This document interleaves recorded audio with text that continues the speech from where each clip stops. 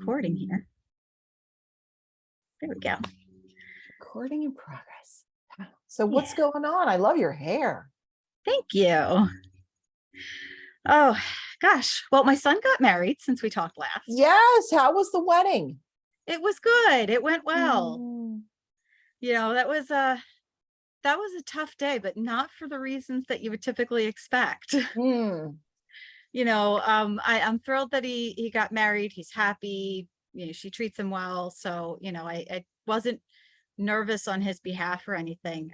But I had been dreading the day of his marriage for his whole life, because I knew that his father would be there. Mm. And he was very abusive. I've had several protection from abuse orders against him. So to have to be in the same space, is never something that's easy. So, it was really nerve-wracking leading up to it. And my son's fantastic. He had assured me, he had talked to his father. He was under strict instructions that he was not to approach me, not to talk to me. And he even went so far as to arrange with his groomsmen that they were keeping an eye out and prepared to jump in and act as bouncers and haul his father out of there if he caused any kind of problems, which was wonderful. I love his groomsmen. They all call me mom. How old is your son? Sorry. I interrupted you. Go ahead. I'm sorry. No, it's fine. You're asking how old is he? He's 24, or just about. He'll be 24 in another 2 weeks. And so everything went without a hitch, I hope. Yeah, it did. Everything went beautifully, and his dad didn't cause any problems. He totally left me alone, which was great. So it was so nice. We had such a nice day. The weather was fantastic. Everything went off well. And then extra special, Frank danced with me. I've never danced with Frank. I never really thought I would dance with Frank. I think I saw that on Facebook. He's a tall guy, isn't he? Yeah. Yeah. And I'm very short. Yes. Yeah.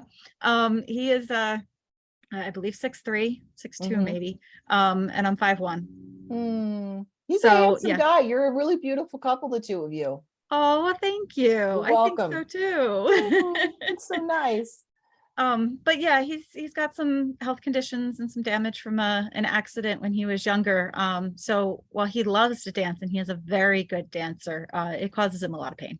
Oh, that's tough. And so it's not something I've ever asked him to do because I know what it does to him. And he came up to me at one point and started dancing with me, and it was just, I cried. It was so special.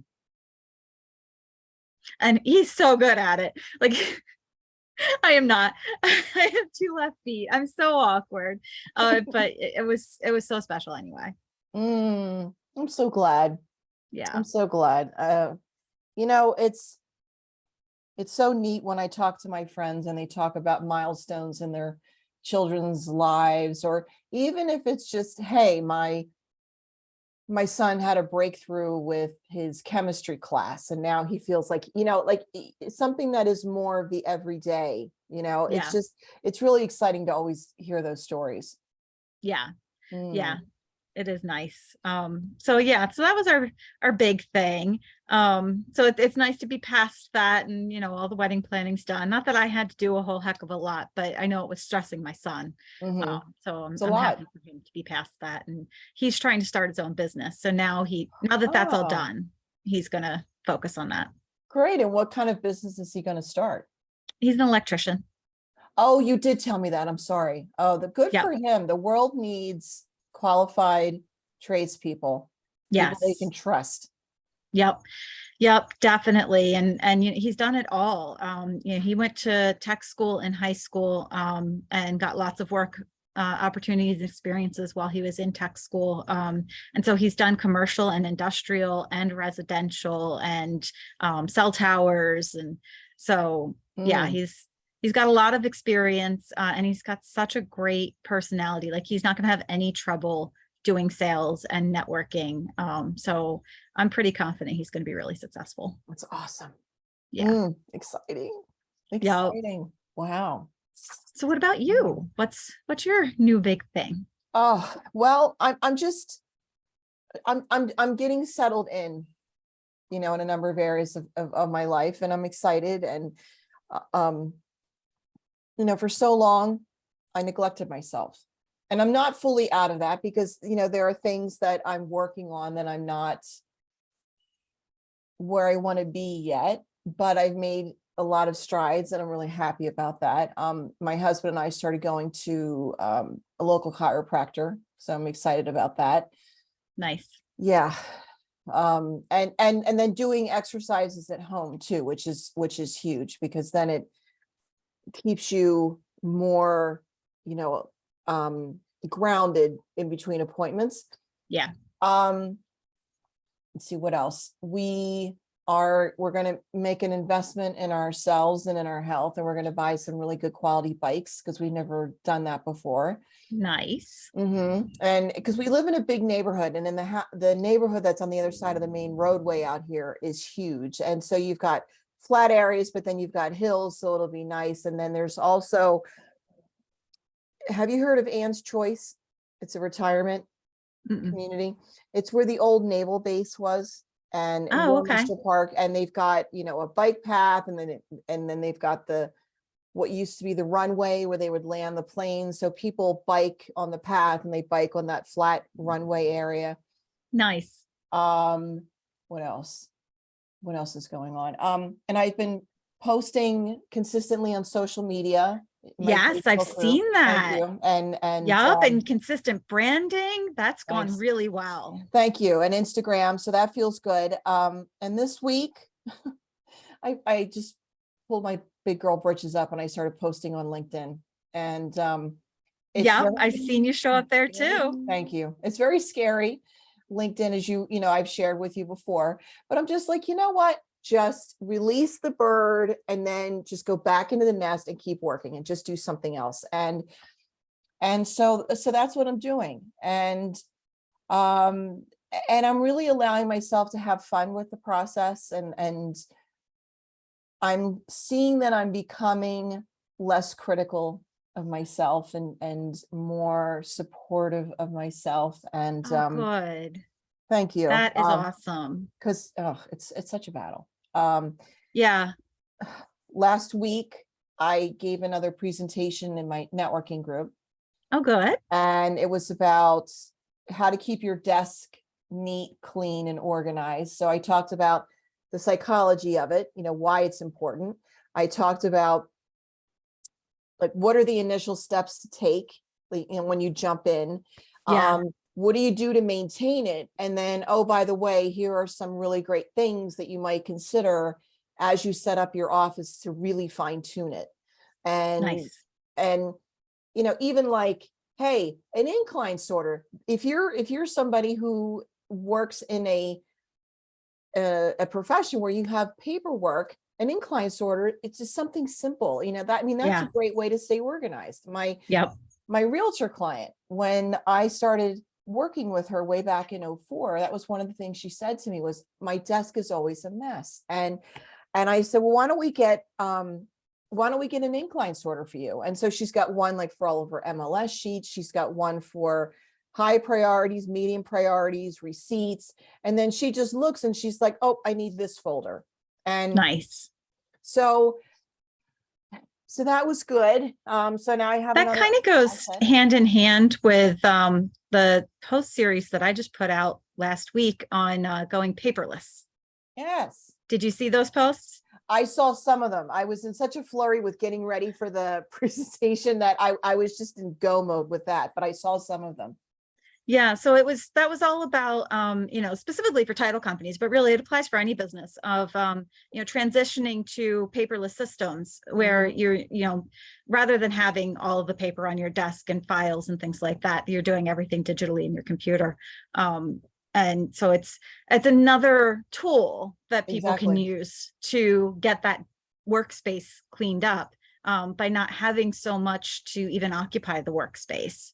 Exactly. And it's funny you mentioned that, because that was one of the things that I brought up in the maintenance section, was consider going digital wherever you can. So like statements, your monthly bills, it's obviously kinder to Mother Earth. It Mhm. takes less time to go through it. So, you get the email like, oh, my Home Depot bill is due. And then I, open that up, go in and pay it. And then it's less to file.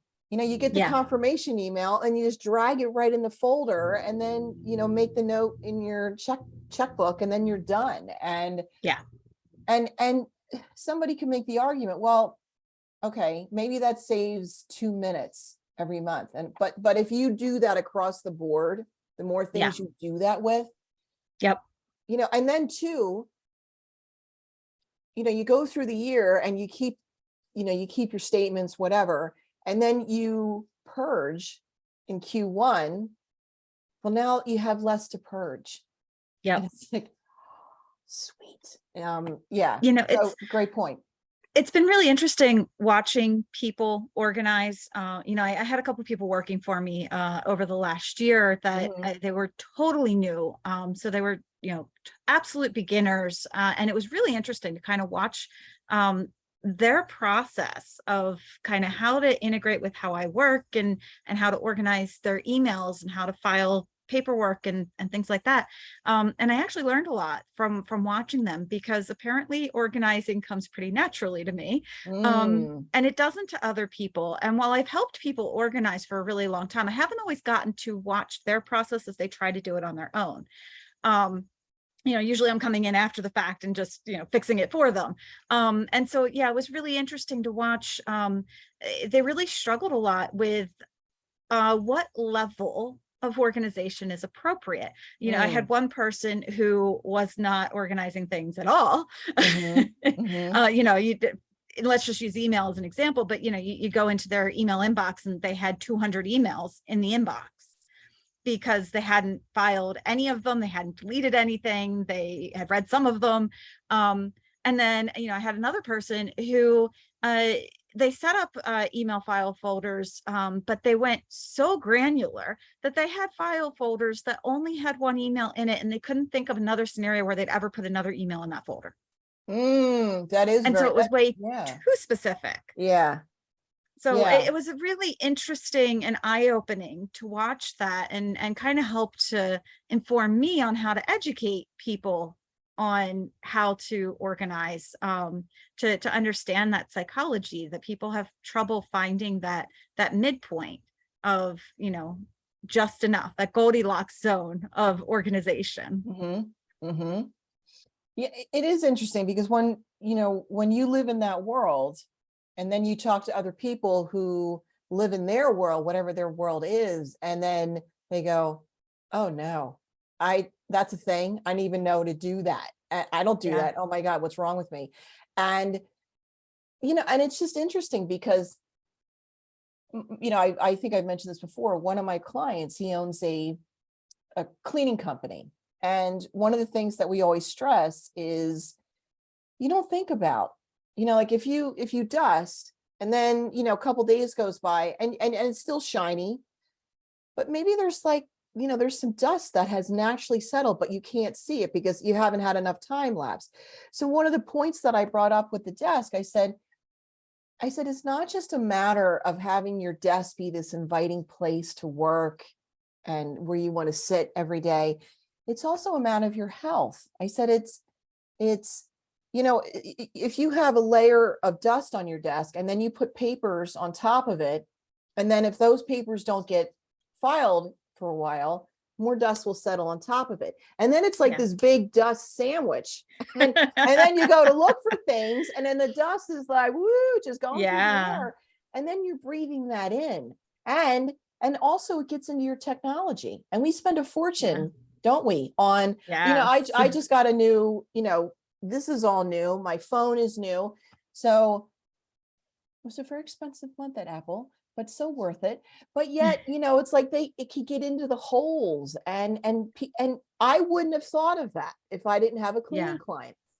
So right. It's just interesting. On Monday, I taught a class on digital organization for notes. It was very specific for notes. And it was funny how it came about because I was talking to a friend of mine And she was super excited. She started a new consulting firm a couple months ago. Mm. And it's really neat because she's consulting in the title industry, just like I do. But we've become friends, and it's really nice to be able to kind of talk shop. And there's so few consultants in the industry that it doesn't matter that we're competitors, because there's enough to go around that it really doesn't matter. And her focus is a little bit different than mine.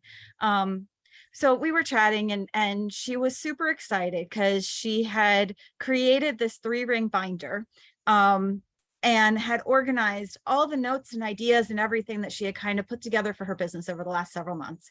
And so she was nice and organized.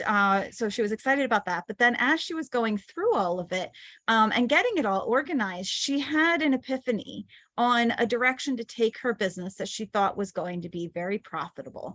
And so, but that process of organizing really helped her to give direction for her business, which is fantastic. Mm. But it being the fan of paperless and digital that I am, I kind of opened that conversation to her of, well, why did you opt for paper? Why aren't you going to a digital option? And mostly it was a comfort level. She knew how to do this, so that's what she did. And she does find that putting pen to paper helps her remember things better, Mhm, helps her think mhm, a little better. And there are studies that actually do back that up. mhm, Um, I did point out to her that she's traveling to California to the same convention I am in October. She's got to travel to see clients, and carrying a 3-ring binder, especially on airplanes and things like that, can take up a lot of space. mhm. And so, I pointed out to her that having a digital version she may find is much more accessible when she's away from the office, and that I have a way to organize digital notes, where she could put them in the computer and then she could print it and she could have it in the notebook, so that she could kind of have the best of both worlds. And if she made notes on paper, she could just type them into the computer, update and print a fresh page and stick it in her binder. And she was very intrigued by that. She's like, oh, that could work. Then I could have the best of both worlds. And she had another friend who had seen her notebook and was very excited and made her own notebook. And so I actually invited both of them to do a little webinar and teach them how to do digital notes using Microsoft OneNote. And I was a Mm. little concerned going into it because they were so in love with their paper notebooks. I was really afraid that I'd start showing it to them and they'd be like, oh no, this is awful. I just can't. I have to have paper. And that would be the end of it. And it didn't. It went so well. They were so excited and they could see the possibilities for what they could do digitally and how they could still have the comfort of the paper when they wanted it. And they asked really fantastic questions that allowed me to show them some more advanced features. And so, yeah, the whole thing just went so well and they walked away from it super excited. And I walked away with a recording that I'm going to put up on my YouTube channel. So it was really a win for everybody. I love that. It's funny, as I was listening to you talk about how she's so, what's the word? Enmeshed. I can't think today. I'm sorry. She's so aligned with the paper, and I get that, right? And I know you do too, because you're a creative soul, and like there is that joy of putting pen to paper and feeling like the ink flow, and it's like a part of yourself is going on that paper, especially if Yeah. we're creating something. Yeah. But we also, there is this pull toward, okay, I can't have too much paper because it makes me feel overwhelmed. And so I know for me, like I love to journal in a traditional journal. Mhm. I always look to see where can I do the digital thing, not just to be kinder to Mother Earth, but also the time, like we were saying before, the time savings. And then it's also the streamlining. And as I was listening to you talk, I had this visual of somebody in an ice skating rink, and they're feeling wobbly, like they might fall because, oh, it's digital, it's taking me outside of my comfort zone. But you're like, Yeah. oh, look, there's a handrail. What if And I know ice rinks don't have a handrail. I'm just pretending. Well, it does have a wall though. It does have a wall. And you can hug that wall. I've done Right. it.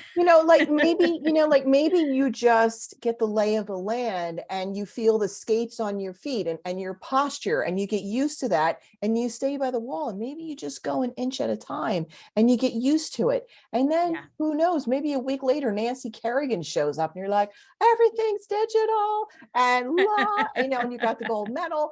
And because for me, being an analytical on the DISC profile, like off the charts analytical, mostly for me, I do a lot of evaluation. Like I think about it, or like I use a lifeline and I pull the audience. Hey, I'm thinking about this program. What do you think of it?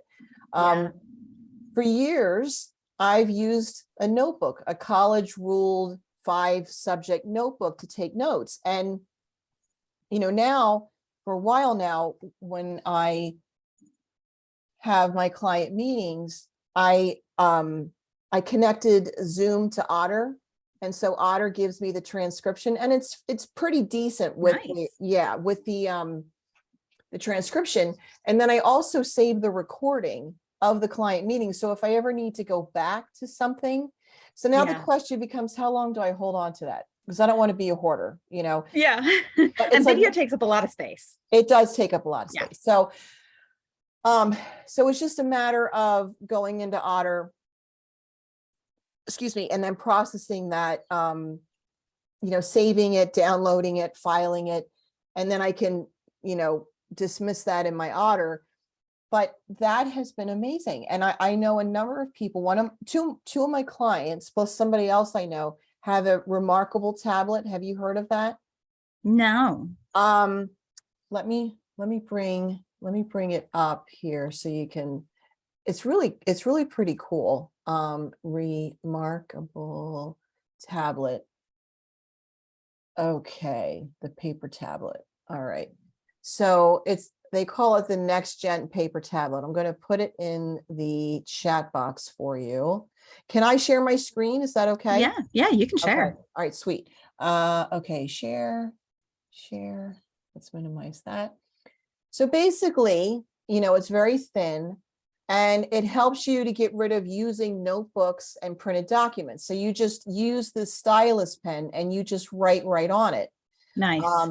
And they love it. So like all of your handwritten notes, you just convert it right into text. Oh, that's great. I'm going to have to share this with my ladies. Right. Because that may do for them. Because we talked about the fact that you can, do pen on tablet, but it doesn't feel the same. No, it doesn't. It doesn't. So yeah, and it looks like this is supposed to mimic what it feels like to write on paper. And I would think that would definitely have been one of the considerations for this company and others, is how do we replicate that pen to paper feel? Yeah. But what's nice here is it integrates with Google Drive, Dropbox, Microsoft. And they are like gaga over it, like the texturized surface. We were just talking about that. Yeah. And yeah, and then you I like that it'll convert handwritten into text too. Exactly. It would never work for me because my handwriting is so terrible. But my sister, who has teacher handwriting, would work really well for. So this is what it costs. That's not terrible. No, it's not. It's not terrible. And I bet you it connects with Bluetooth now too, because I remember when these things were coming out, a decade ago, but it was such a pain to get it connected to your computer. You had to have wires, and I'm sure that's come a really long way to make it so much smoother. And then too, if you are traveling and you want to take this with you, it's super thin. You've got different markers as well. You've got, the folios that you can, right, to protect it. And yeah, that's awesome. So if you want leather, or if you want, a vegetarian option like myself, but yeah, and I don't know. So I just thought I would share that with you. Yeah. That it might be of interest to you or people you know.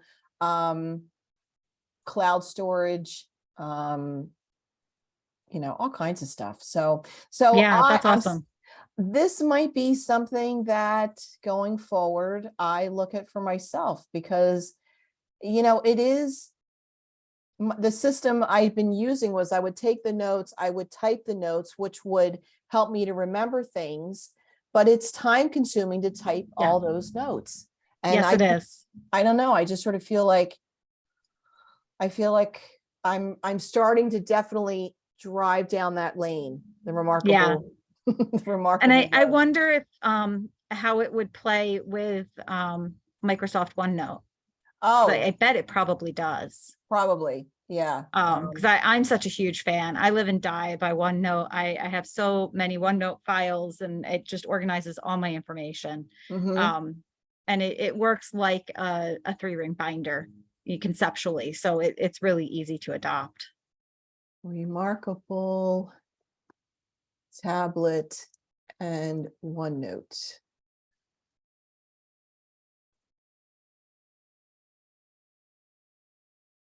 Thank you, Peter Ward. I don't know who you are, but look at that. Right, there you go. So yep, they have an integration. That's awesome. Yeah, here, let me put this in the chat file for you too. Great, thank you. You're welcome. Oh, hold up. Chat. I'll get there. Bye, Val, Kristy. Boom. There you go. So that is that. Awesome. Yeah. So and then I got to thinking Thursday morning, I was brushing my teeth and I was thinking about the presentation, and you feel that relief when you get another one done. It's in the bag and you go, oh, I have another jewel in my business crown. Yes. And then I started getting the itch to create another one. And I'm like, all right, what's the topic going to be? And I'm thinking, and the word immediately that came, it was like you have that wipe off board in your mind's eye. It was Mhm. decide with a period, decide. Because one of the things, as you well know, that holds people back, especially business owners, is they don't make a decision about something and they Yeah. stay rooted. And it's like, it's one thing if you are gathering information, you're gathering intel so you can make the best possible decision for yourself and feel confident about it. But it's a whole other ball game if we allow ourselves to become stuck, paralyzed because we are afraid of making the wrong decision, or Yeah. what if it doesn't work out, or so I'm just kind of playing with it and sinking into that and seeing what comes up for me around that. Nice. Because thank you, that's one of the things that when I work with my clients, that I try to help them with. It's like, all right, well, let's talk about A, let's talk about Yeah. C. Is there possibly, or B, is there possibly a C? What was his name? Monty Hall. I'll take what's behind door number 2, Monty. So maybe we go with door C or whatever it is. And Have you thought about turning these into courses that you can sell? it's funny because it's funny you ask, because one of my fellow networking members said I should do that. But then the question becomes, if I get invited to speak at a networking event and I've got it as a course, how do you handle that? Because then you're giving away something that you're selling, and somebody could say, well, why are you going to charge me for it when I could just, go to this networking group and see it for Well, free? so there's a couple ways that you handle that. Okay. So the one way you handle it is simply, well, then attend the networking group. If you want the content for free, then attend the event where I'm speaking for free. Or for that matter, who's to say that you're not getting paid to speak in an event? And so, everybody who's attending the event is benefiting by hearing, maybe there's multiple speakers, and whoever sponsored the event has footed the bill to have speakers available. So both of those scenarios happen. Or you can do what I actually just did, is you have a whole course and you speak for 15 minutes on a portion of a bigger course. Right. So it's like an appetizer. It is.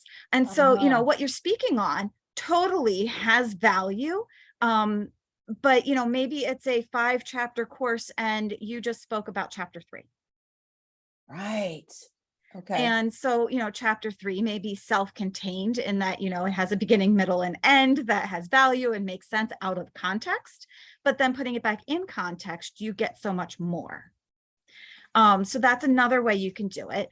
And then I have a friend from high school who is a teacher and has also built up a whole kind of consulting business around the teaching industry. And his advice on it is you give away the what and you sell the how. That's what my business consultant always says. Yeah. So, but it's not the only way. It's just one of many ways to do it. But if that's something you want to consider, then I'd like to invite you to think about joining my platform, because I've created an online school. I've put my first course into it. In fact, I think my big launch announcement actually comes on Monday. But I'm looking for other instructors to come and teach on the same platform, because I think we'd all stand to be far more profitable if we're all kind of pushing customers to the same place and selling our course, but then hopefully they then purchase other courses that are available. So something to think about. And, we would do a revenue share. So, whatever the price of the course is, we each get a little something for it. Wow. Thank you for that invitation. That's so generous. How many instructors Absolutely. do you have already signed up? Right now, it's just me. So I have a couple other people who are thinking about it. Like I said, I'm launching my first course. Like I said, I think the announcement goes off Monday. Yeah. On Monday, the announcement for the new course officially comes out. And it's not a big course. It didn't take me long to put together. A person could go through it probably in about an hour. I'm encouraging them to spend about 15 minutes a day and do it over the course of a week. But somebody could sit down and do it all at once. So they don't have to be big. The bigger the course, the more you charge for it, but you could do even a whole series of little ones where maybe it's even a 30-minute course and you're charging $20. And to me, that's actually what I'm aiming for, is the idea that, people are really busy these days, and, asking them to sit down for an hour or 5 hours is a challenge. But if you can ask them to sit down for 15-20 minutes, you're more likely to get their attention. And so, even if I'm putting together something that's a bit larger, I'm trying to break it down into small modules that could be consumed in, 30 minutes or less. And, they can kind of then work at their own pace, and it's an on-demand course. So they can come in, sign up and do it at their leisure. And the platform that I'm using, really, really easy to go in and build your course. Drag and drop, copy, paste was very easy. I did not have a big learning curve on figuring out how to do it. But it's also one of those things that it can grow with you as your skills and experience grow. So it can be as simple as just adding text and images in a text editor, and breaking that up into your chapters and your lessons. Or you can get as complex, you can add video. You can even do full HTML5 SCORM files, which if you've ever taken a course where in the midst of it, you have to click on this thing and it pops up something and tells you about it. And then you click on the other thing on the screen and it pops something up and it tells you about it. That kind of interactive sort of thing is HTML and SCORM, or HTML5 and SCORM. But you absolutely don't have to know how to do those. You can also upload PowerPoint files to do your presentation. So if you're comfortable in creating a beautiful PowerPoint, then you can create your course in PowerPoint and then just upload it. And it also takes PDFs, so you could have handouts, attachments, worksheets, whatever you wanted. And what platform are you using? Thinkific. Oh, that's what Ken has for his. Yeah, and I think we had talked about it before, but that's the one that I've settled on. Because I did find it really easy to use. The price point was right. And I did love the idea that I could invite other people to come and teach with me. That's really kind of the whole focus of where I'm going with my business. It's been such an interesting journey the last couple of months. I'm Um, excited for you.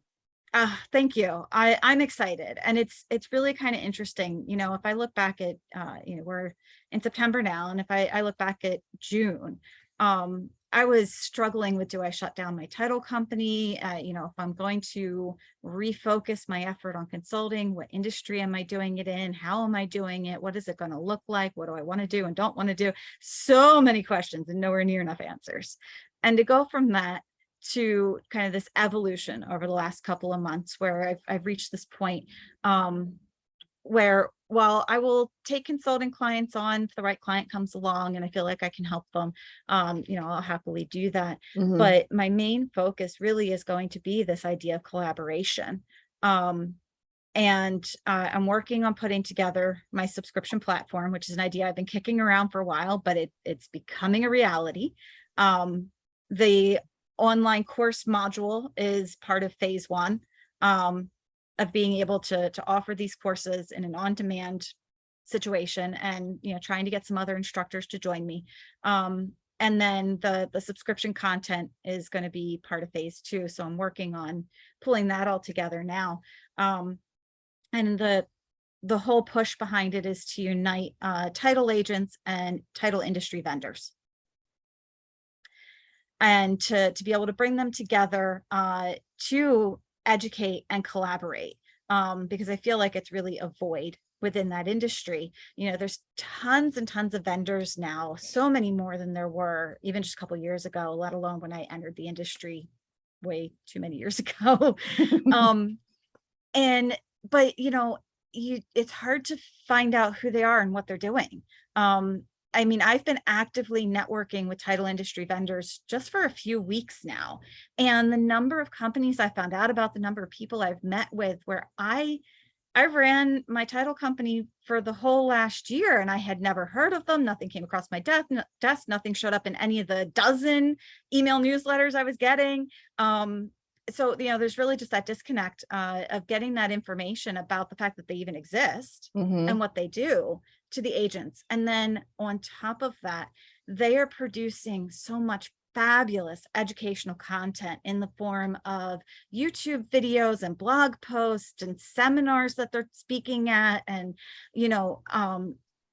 they're hitting just such a wide range of topics that are really, really vitally important. Mhm. Um, but again, people have trouble finding out that they're there, or keeping track of them. And so I'm trying to bring them together and provide that environment where they can connect so that they know each other exists and they can share that education and they can collaborate on projects and be able to move the industry into the future, because these vendors really are driving where the whole industry is going. Mm. And the agents who can stay on top of that wave are going to have untold successes. Mm. And the ones who don't are going to drown, Mhm. because the industry is changing so much. Yeah. Um, Yeah. but because it is industry vendors, the focus is not so much on the regulatory technical aspect of title. It's more around business operations, marketing, and technology implementations. Um, and so I don't feel like it's inappropriate to invite you to come and teach on my platform, because my platform is not strictly about teaching title to title people. In fact, Mm. the course that I'm launching absolutely could apply to any business person, any salesperson, anywhere. That's awesome. Yeah. So I don't feel like it would be an inappropriate place for you to put together courses and be able to offer it to your target audience, because a lot of the other content that's going to be there will be business generically appropriate. Thank you for saying that. It's interesting how, content that we put out is for some of it is for a specific audience, and then others is really anybody can utilize. Yeah. And it's so interesting what you're saying about the title agents and then the title company vendors and that disconnect being there, because like you think about, say a builder, right? They're going to go, okay, these are my vendors for roofing. you know, these are my vendors for maybe, I don't know, maybe it's roofing and siding. And then these are my HVAC people, Yeah, my pool. These are my cleaners, you know, like Terrence.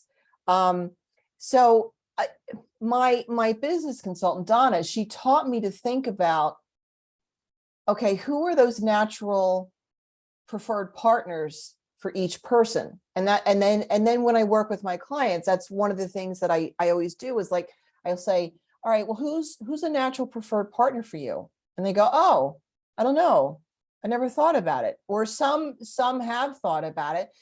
So we look at, okay, what are the obvious ones? But then we go more abstract, like, oh, you know what? I never thought about that.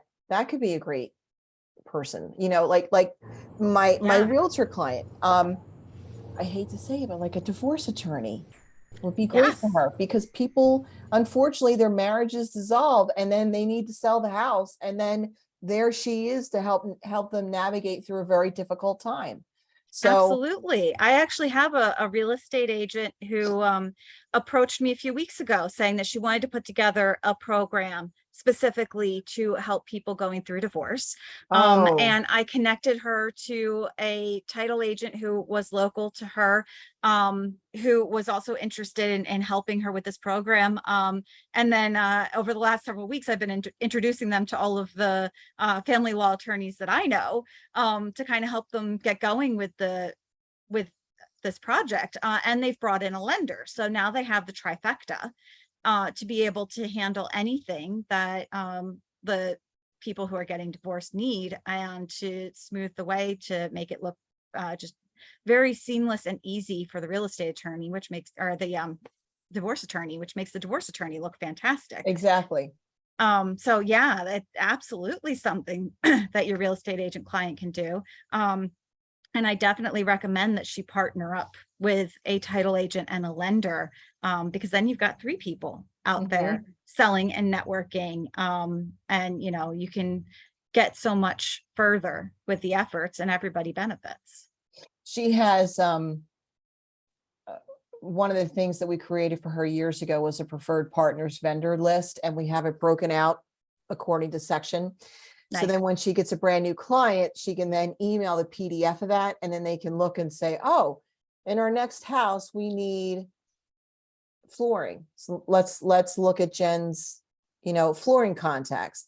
Yeah, And then we just update things as she meets new people, or maybe if somebody leaves their position, you know, that right. company. So it's nice. Yeah, that's And great. it takes a while to put something like that together, but once you have it together, it's so great. Yeah, and maintaining it wouldn't be that hard. Now, No, did she include on there the list of the types of people she wants to meet to further her business? she will discuss that in her networking meetings. Like she'll say, hey, a great referral for me would be But to XYZ her person. clients? Oh, See, well, I think she should add that on to the end of her referral partner document, hmm, is just a little blurb that says, my referral partners are divorce attorneys and you know, appraisers and whatever that list may be. And you know, the best thank you you can give me for providing good service to you is to refer me to your friends, family, and anybody you know who works in any of these industries. mm, And it'd be that thinking. nice little reminder as they're enjoying the fact that she's referring other businesses. It'd be that Hmm. perfect time to drive home the fact that she would also benefit if they would refer her. Mm. And it doesn't have to be a referral of a direct client. The referral of somebody to network with is equally as valuable, sometimes more valuable. It's interesting because she has had people who are savvy that way have said, hey, Jen, you know, I know a great mortgage person, or I know a great this person or that person. Would you be interested in having me make an introduction for you? And which, you know, she loves. And she's a very active networker, which is really nice too. Yeah. Um, she works with one of her big customer segments is she works with people seniors and their families to help them transition into the next phase of their lives. So maybe, you have a couple who's been living in their home for 40 years and now they have to sell. And that's a very difficult thing. It's difficult for the person or the couple who's been living in this home all that time. Yeah, There's all it's those memories. emotional. It's very emotional. And Yeah. I know for me, when we sold our family home in the, 2018, no, 2020, I'm sorry, 2020. And it was, in the throes of the pandemic, and my father had just passed, a few months before that. My mother was on hospice and she would pass away a couple months later. And how patient she was with answering questions and guiding us. And, there's this and there's this, what do you think about that? And just giving us the space to make those decisions. And she's really so comforting. And that's one of the pieces of feedback that she gets all the time is, you were so patient with my parents, and you helped like gently take them by the arm and navigate that process. So, I got to tell you, for you, I love going on social media and seeing how active you are and all of the goodness that you're putting out in the world, and you're getting people to Thank think, you. and you're blazing your own trail. And every time I see it, I'm like, you go, girl. Thank you. Like, I'm always rooting you on, always. Yeah, because when I started this journey at the beginning of July, boy, I was nervous. Yeah, you were. Yeah. And understandably so. Yeah, the whole branding with the rainbow and the naming, and it's out there. And but yeah, I've gotten some really good feedback, and the social media engagement is gradually climbing up. And in fact, I had 2 great wins this week. I had people reach out to me, 2 different people in the last week, who wanted to book a meeting to learn more about what it is I'm doing. And they just found me. It wasn't a referral from somebody who already knew me. So, the social media is definitely working. People are starting to take notice, and, the feedback's been really positive, which it is a relief. Isn't it so rewarding to know that your efforts are being rewarded? And I don't mean that in a, what's the word I'm looking for? In a greedy way or whatever. No, it's not about profit. It's just about acceptance. Exactly. Yeah. So my next big one, I'm super excited. My merch came in. I posted pictures of that the other day, because I'm taking it to Alta One, out in California in October for the big title industry trade expo. So I'm going to show up in all my glorious, colorful hair and my rainbow tote bags. And I've got 1,000 business cards, and my goal is to run out. Nice. Yes. I am just going to give business cards to everybody. They're great. They're rainbow with foil accents on them, and they've got my super title goat flying over the little city, and it says, "You are invited to the Wicked Title Forum." And it's got a QR code on it to scan that'll take them to the forum landing page. So yeah, I'm super excited, but I'm gonna show up with all my merch and my branding, and I will probably be the loudest, most colorful, outlandish thing that the title industry has ever seen. I love it. I'm here for it. I love it. So yeah, a little nervous about that, but you know what? I don't care. I'm just going to go in and I'm going to do my thing, and fingers crossed that it goes well and it's well received. But, so far, all the testing the waters with all the networking and stuff that I've done in the last 2 months or so, it has all been really well received, and a few giggles. People love the WTF. And so yeah, it's getting some attention, and it's all been positive attention so far. So yeah, sometimes taking a risk pays off. It's interesting. I was thinking about that the other day, because people think, well, what if I make the attempt and I don't get anything out of it? Like, what if nothing happens? And like, what if I launch that course and nobody buys it? Or I don't know, I post that post and, seen by 19, but there's no likes or comments.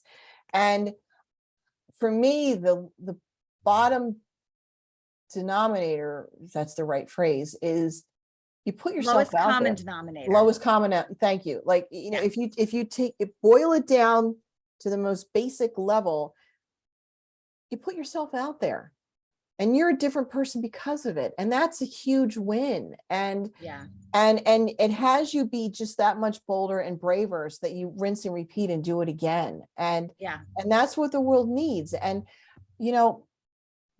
it's being on LinkedIn now more, and I see people showing up, and they're showing up. I mean, they've always shown up,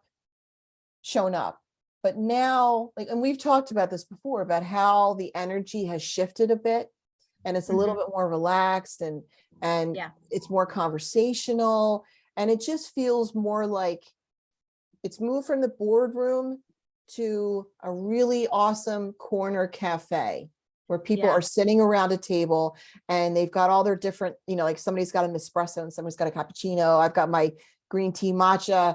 Yeah. Not sure what you're drinking. And we're all coming together and we're having these heartfelt conversations. And who doesn't love that? Yeah. And yeah, it has gotten more casual, but still professional. LinkedIn is Yeah. definitely still professional, whereas Facebook is very casual and personal.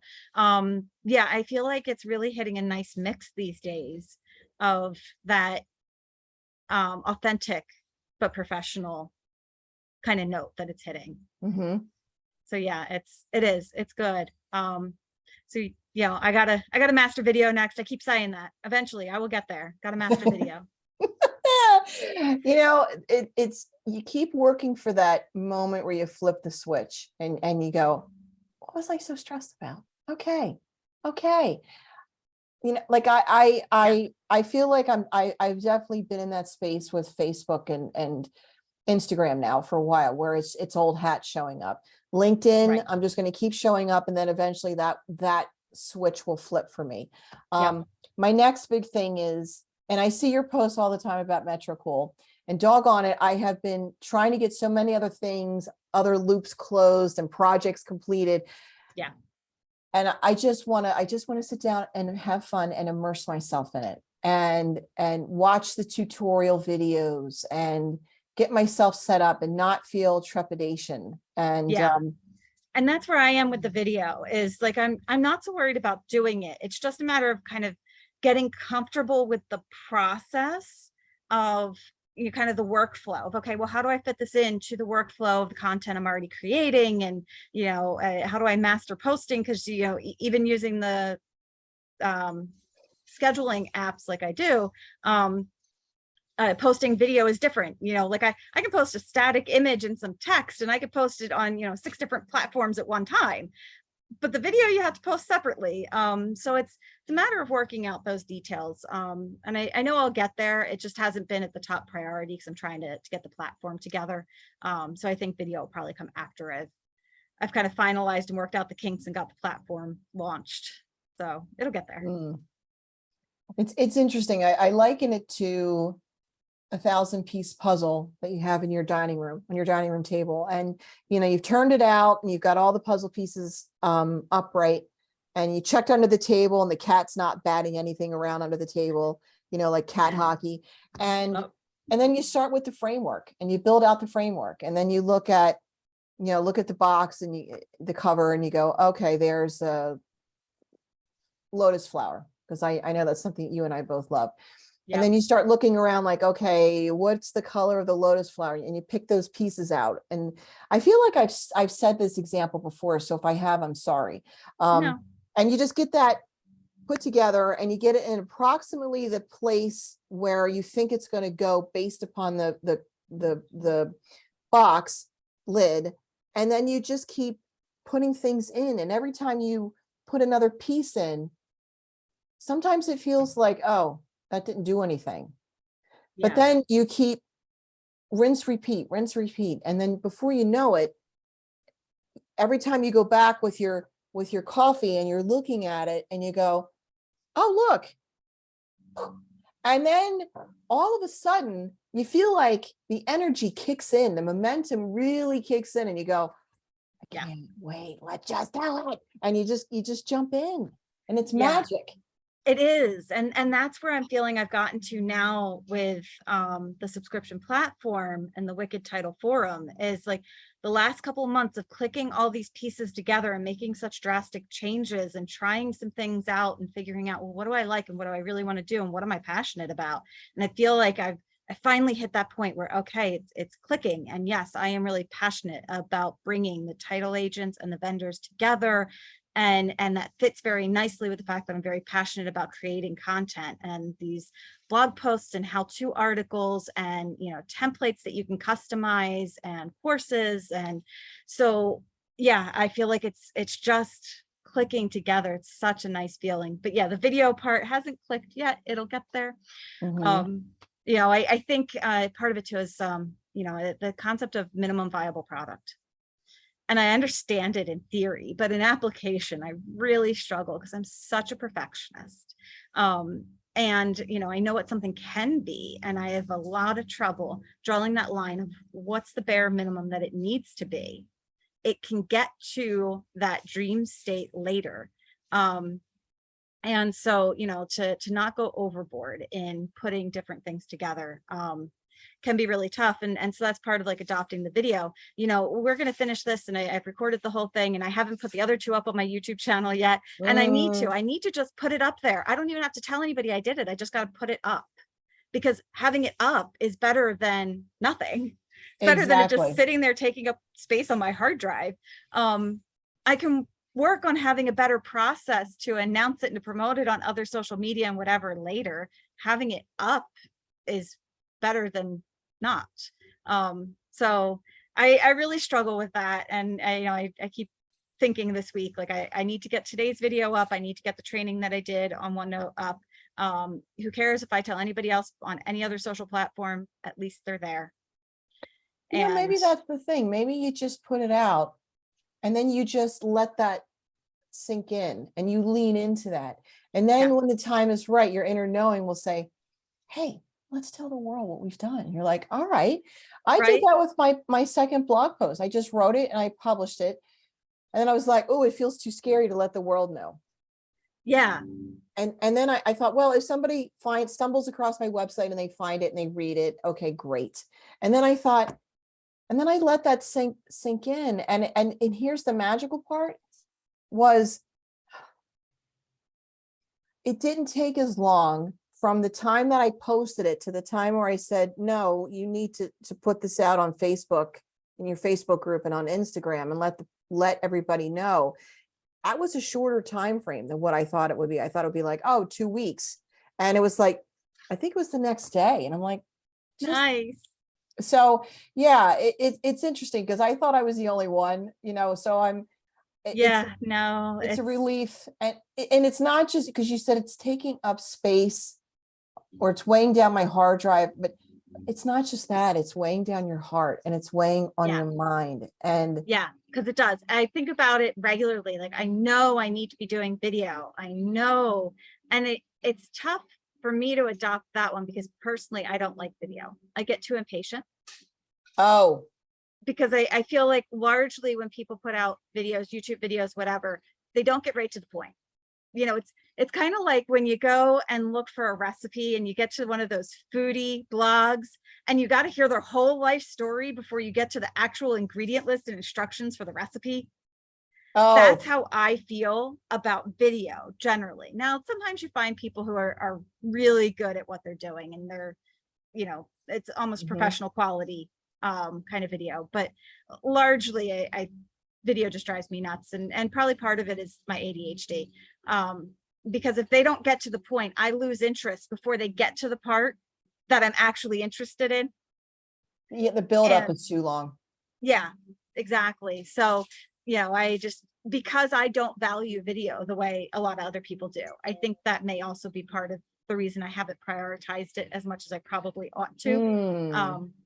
Because again, psychologically, in theory, I know how important it is, but I don't feel it It's not in my heart because Mm. it's not actually important to me when I consume things. I would much rather read something because I can read faster than I can watch a video typically. I get you. And it's interesting because I don't know if they're called section headers, but you know, when you put when you're watching a video on YouTube, and I don't know if like the end user has to do this or if YouTube automatically does it, but you know, the video starts, they're doing the intro, and then maybe at like 13:33, that's when they start getting into like chapter 1 or module 1. And if you Yeah. put your I cursor over it, love the videos that have that. I know. So Yeah. maybe for you, what if you do the video and then you have a note either like that appears at the bottom of the screen, or it could be in the comment or the description where you say, want to jump ahead and get right to the heart of the matter, scroll to 9 minutes 8 seconds or something like that. Right. And then Yeah. then the people who are the D's and the I's on the disc profile will be like, she gets me. And then they can Right. go back and get the backstory and the intro. Yeah. Yeah, that's not a bad idea. Because yeah, I do love when videos have that. I definitely adopt it better. But yeah, it's still on the to-do list. There's a So woman, I'll say this very quickly. There's a woman whose newsletter I subscribe to. Her name is Terry Cole, with Terry with an I, Cole. And I forget how I found out about her. It probably was that I saw her on social media somewhere. mhm, And in a nutshell, I think she's a marriage counselor and maybe a licensed therapist. And she helps people to set boundaries. She helps you to nice. understand why you need boundaries and why you should set them. And hey, this is what a scenario looks like where you need to set boundaries. And Yeah. in her newsletter, she will have watch it, listen to it, read it. So she appeals to everybody Nice. because she gets Yeah. that. She's like, not everybody wants to read it. Or maybe you vacillate. Maybe one day you want to watch it or another day you just want to read through it, or maybe you're going out for a walk and you want to listen to it. Yep. Yeah, I listen to a lot of podcasts. Although they make me a little impatient too sometimes. They don't get to the point, but I'm out walking, so I don't have that drive that I should be doing something else with my time. And so I'm a little bit more patient with a podcast than I am with a video. Because typically if I'm watching a video, I'm doing it because I'm looking for some sort of information. I've looked for some sort of instruction on how to do something, and I just want to get to the point of how to do the thing that I want to do. So yeah, it's the podcast I'll be a little more patient with. But so I've been taking this course this week. It's a free 5-day webinar by this woman who does author coaching, where she will walk you through the process of writing your book from idea to completion and publishing and marketing. Wow. Yeah, like a neat thing to coach on. Yeah. And so, she's running this 5-day kind of a mini course on how to do it yourself. And obviously the point is she's hoping to gain a few coaching customers from it. But it's been really interesting. And, I published one book years ago. And I've always kind of been interested in writing more books and publishing. And honestly, like all the blog posts and the whole platform that I'm building, all of it's just writing, and who cares what format it goes out in. But, I'm learning a few things from it that's really interesting. And the thing that I learned yesterday is she said most of her authors write an entire book in 24 to 48 hours, which blew my mind. I'm like, how do you write an entire book in 24 to 48 hours? Now, obviously they don't do it, 48 hours straight. That's 48 hours broken up over a bit of time. But it was really interesting to conceptualize it that way. And what she was explaining is they outline, they break the book down into an outline of what it's going to be in. And so you kind of sit down to write a chapter, and she said you never sit down to a blank page. You always know what you're going to write before you sit down to write it. And that helps you get into a flow state in your writing.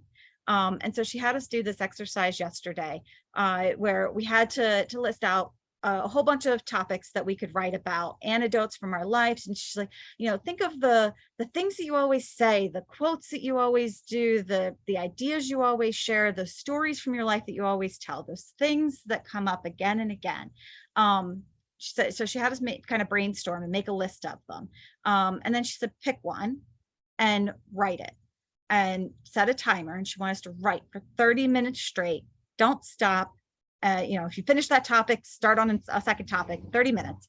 And then do a word count. How many words did you write in that 30 minutes? And that's what you're capable of doing. And she actually uses a baseline of, okay, that's what you're capable of writing on average in an hour. And that's your baseline. And so you can keep a measure of, are you in the right state of mind when you're writing? Are you in the right, are you writing the right thing? Because if your baseline goes down, then one of those two things is wrong. Either today is not the day to write that thing, or you're writing the wrong thing. And so you're not being effective and efficient in your time. And so you should spend it doing something else, whether it's writing a different topic, writing a different chapter, what have you, or doing some other thing and you come back to it later. And if you go above that baseline, then you're really hitting that flow state of that mental state of mind where you are just in the moment and everything just comes together, which is such a glorious place to be. Oh, I was just thinking that it's such a yummy place to be. Yeah, it really is. And that also then gives you the estimate of how long it'll take you to write your book. Because, if you wrote, and I'll use mine as an example, I wrote 1,053 words in 30 minutes. And so that's my hour baseline of what I could expect to write in an hour worth of time on an average day. Amazing. And she said, most books are anywhere from 10,000 to 50,000 words. Okay. And so let's say I was aiming for the low end, a 10,000 word book. If I can do 1,000 words an hour, it'll take me 10 hours to write that book. Holy cow, does that seem doable? Right. And I did 2 small topics in that 30 minutes. But let's say, the topics are a little bit more fleshed out. And so, I might be able to do one topic every 30 minutes. So that's, maybe between 15 and 20 chapters for a 10,000 page book, if they're small chapters. So then you kind of think about that. If you're breaking out an outline and you only need to outline, maybe 10 chapters with some subsections, and that you can tackle that in 10 hours worth of time. Wow, does that seem doable? For and sure. Boy, it was so much easier having that topic, like, oh, okay, I'm gonna tell this story. I'm just gonna sit down and write it. I know that story. I lived it. Boy, that was so easy. It was so easy. And like I said, I love OneNote. I keep all of my content ideas in this massive OneNote. I have way too many ideas. But it's nice because that clears my desk, so to speak. I don't post-its all over the place. I have a place where I could put ideas and they can live there. They could live there forever if they need to. They're there. I don't think about them anymore. But I can pull from all these ideas to put together, content for my blog or for my subscription site or for a book that I might write in the future. And kind of all of it just seemed a little easier having that perspective on it. So it was neat. It's amazing sometimes, what you can get out of these courses. And that's a great example for you too. Like, what can you do with a course or coaching or what have you, where you're giving away something for free and you're charging for something else. This is a condensed version of the full one-on-one coaching that she offers. And, they've got like over 1,000 people attending this. So, there's a Facebook group that goes with it. So there's a little bit of one-on-one people who are helping her run this or commenting on the Facebook posts. And she actually has commented on a few of them. So there's a little bit of one-on-one attention, but very, very minimal. Whereas, if you've paid for it, well, now you're going to get those customized answers. Okay, I got stuck on this thing. What do I do about it? So that's another way to kind of break out, well, what is free and what is paid. Yeah, because as business owners, we know that there are things that we will create that we will give away for free. But then there's also this whole other realm of what's proprietary knowledge, what's our, intellectual property. And, you buy the cow and then you're giving the milk away. And it's like, Yeah, and, it's so like, hard to draw that line. it is hard. And so on Tuesday, every Tuesday is my Tuesday tips. And so I just try to get them to think like, how can I break something down to the most basic level? And they go, oh, you know what? I could do that. And that would improve me here. And then they look around and they go, oh, but that's just one small thing. That's like one grain of sand amongst many. And I really need help. So I don't mean that in a self-serving way, but, for all of us, when we put content out there, it's like, obviously we have to speak to, this is how we solve your pain, solve your pain points. And if you hire me, this is what's going to get resolved for you. And this is how you're going to feel after it. Yep. Yeah. And that's very much the attitude I take with it. I give a lot of content away for free. And, part of it is, well, there's more where that came from. And when you work with me one-on-one, you get those customized solutions, much like the woman who's running the seminar this week. It's not the generic answer that could be helpful, but it's the tailored answer that this is the thing for this specific situation. So that's part of it. Another process that I use to help kind of draw that line, or, whittle things down into smaller pieces. I may write a whole long blog post, and out of that blog post, I can get 2 or 3 weeks worth of social media content from one blog post. Yeah. And so, I'll write the blog post and then I'll kind of go through that to produce that social media content, knowing full well that most people never even leave the social media. Even though I link to the blog post and every single thing, not many people click through and actually read the whole thing. And so, I don't have to write a whole blog post every single week, or God forbid, every single day, in order to have valuable content to share through social media. Mm-hmm. I can break that down into those smaller pieces. And so the same idea then goes the other direction of, well, if that's sort of that baseline, I'm breaking it down smaller to give it away for free on social media. Well, that means I can also build it up bigger to something that's paid. Exactly. And, because I remember I said to my business consultant, I said, what happens if somebody says, hey, what you said really was helpful. Can you show me how to do X? Because the giver in me, the people pleaser in me, always wants to say yes, but it's also the conditioning of having worked, I worked in corporate for 7.5 years and then working at, in small businesses. And then I tend to revert back to that thinking where I'm there 40 hours a week or however long. And then here, let me just show you. And she's like, no, she said, you are a business owner. And she said, yeah, they could Google it. But she said, if they want to have you show them, they need to hire you. And it's the same for you. And why can't you just show me? And it's like, you're probably the same person who will go up to the doctor at the cocktail party and say, hey, do I have a sore throat? And then they open their, and then they get mad at the doctor for saying, well, you need to call my appointment scheduler in the morning and we can fit you in. And I mean, not to compare us to a doctor, but. Oh, no, but it is. It's the same concept. And that's really challenging too, is in that live scenario to know when to cut it off and say, well, that's something you really need to pay for. And it's hard because, you come from that perspective, you just want to give and you just want to help people. And that's why you're doing what you're doing, because you like to help people. So yeah, it gets really tough to figure out where is that line. Yeah. Where do you draw the line under things? But I have a 2:30 client meeting. Would you be okay if we were to wrap and pick up next month? Absolutely. Is that okay? Yes. Okay. Yeah. I so enjoyed this. Thank you. Oh, me too. I absolutely love it. So we will talk again soon. And you're going October 5th to California, correct? Um, Is it October 5th? Do I have the right date? no, it's Oh. the weekend of the 10th I go out. So the conference is that week.